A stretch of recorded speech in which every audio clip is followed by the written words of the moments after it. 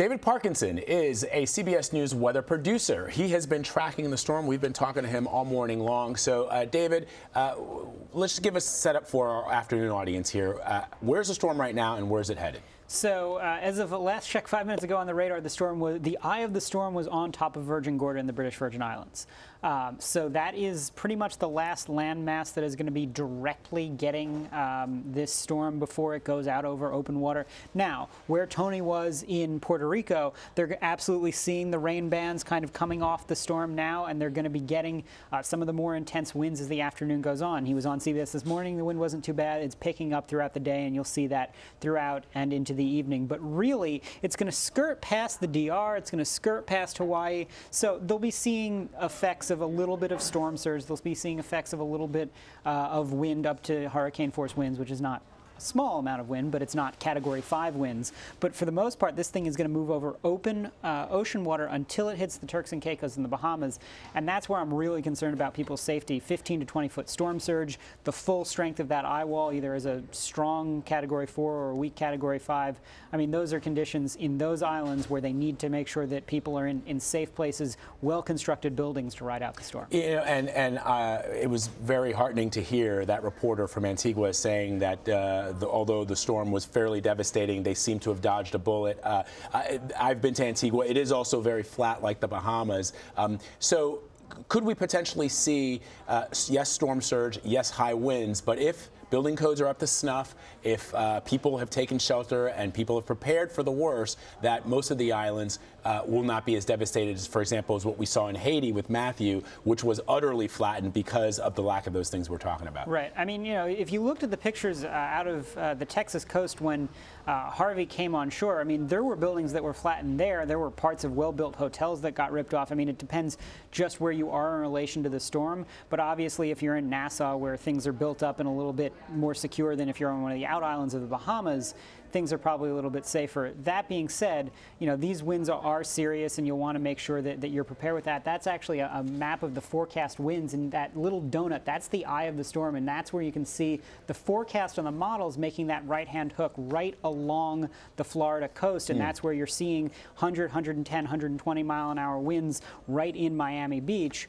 which, look, I mean, it's not going to cause buildings to just completely get flattened, but it's enough to cause things to collapse, to cause trees to come down. So it's something people really need to be taking seriously, and the storm surge on top of that just makes things so much worse. I remember very, very clearly Hurricane Andrew back in 1993 when it hit that. I had a lot of family in Florida. That was devastating to the region. Subsequent to that, in the years since, they've built up. Miami has expanded tremendously, but they've put in a lot of regulations to prevent what we saw happen with Andrew back then. What is the possibility that this storm weakens as it makes its way? It's still a storm, still a hurricane, but it weakens and is not a Category 5 when it hits Florida. So I think there's a decent chance it goes down to a Category 4. I don't know that it's going to get any bit better than that. So there's the official track from the National Hurricane Center, and you can see right next to Miami. It's got, this is brand new because that's the new update. Yeah. Okay, so that's the 11 a.m. update there, and you can see it's a Category 4, 145 mile-an-hour winds Sunday morning, and that is a shift east in the track from what they had this morning, and they may or may not shift it a little bit more as we go into the evening. But those are some serious winds that obviously, even if you have strong building codes, 145 mile-an-hour winds are serious. The other thing to point out is that Andrew made a east to west path. It was cutting clear across the state. This is a different setup, and we haven't had a whole lot of these storms where it basically either parallels the shore or goes straight up along I-95, essentially. So it's a different sort of dynamic where either you're on the left side, which is the weaker side, or you're on the right side, which is the stronger side, and it's not like you're going to switch sides, essentially. You're either west or east of the storm, and that's different than Andrew. You'd be north or south of the storm. So it's just a little bit different in terms of a setup than what we're used to with storms in South Florida. So I'm going to tap your expertise here as a meteorologist, which is every time these storms happen, we hear this is the most powerful. The last time when Matthew started out as a Category 5, I don't know if it was up to 185 mile-an-hour winds, but it was very, very powerful. Why are we seeing so many more of these storms? It's a set of combo of things. So, one of the things that people looked at when Harvey came on shore is how quickly it intensified. That's happened before. That happened with Rita. It happened with Katrina. There are little eddies of warm water that move around the Gulf. That happens all the time. The question is the pattern, the steering, all those kinds of things. Are those events tied to larger changes in the atmosphere?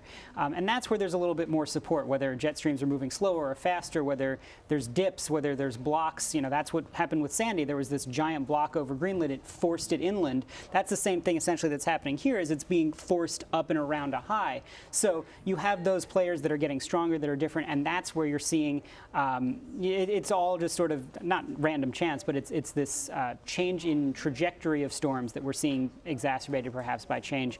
And then yes, you do have water temperatures that are warmer than normal, but it's not the link is less there than they are to some of the upper atmosphere things. So let's show a picture of just how massive this storm is. We actually have a picture, I think it's from space, that just shows that it is as big. There it is. Look at that. Right. As big as the entire state of Florida. Right, so that's our satellite picture. Wow. And then we just took the cutout of Florida from our mapping software and placed it right on there, true to scale, and that's exactly what we've got.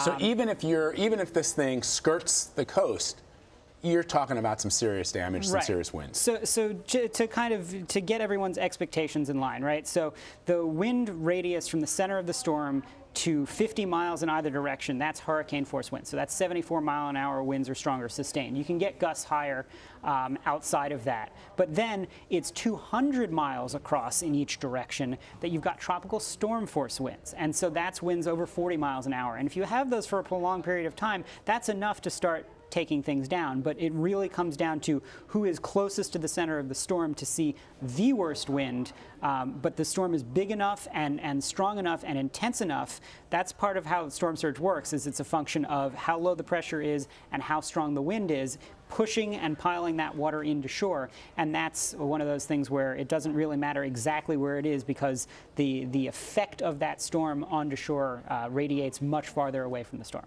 Well, our thoughts and prayers are certainly with all the folks who will be impacted by this devastating hurricane. David Parkinson, my friend, thank you very much. As always, you've explained it so clearly for those of us who know nothing about meteorology except what we see out our windows. Thank you very much. Thanks, bud.